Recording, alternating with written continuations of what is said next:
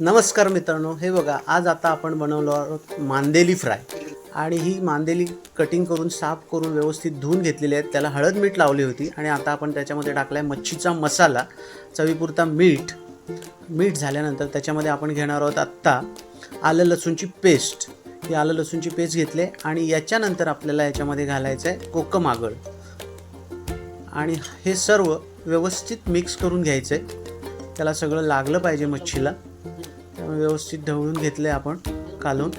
आणि हे सर्व काढून घेतलेले मच्छीला जो मसाला आहे तो आता 10 ते 15 मिनटं आपल्याला ठेवायचा आहे त्याला व्यवस्थित लागण्यासाठी.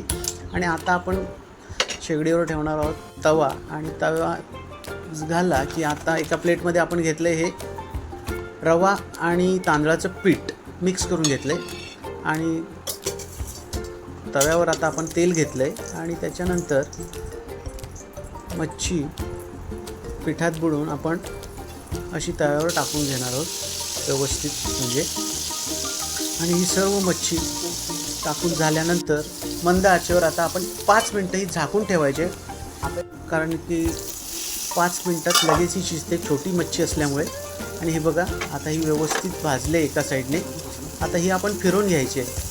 व्यवस्थित फिरवून झाली की याच्यात आपण नंतर तेल घालायचे आणि परत 5 मिनटं व्यवस्थित भाजून घ्यायचे. आणि ही बघा फायनली आपली मांदेली फ्राय तयार झालेली आहे. धन्यवाद.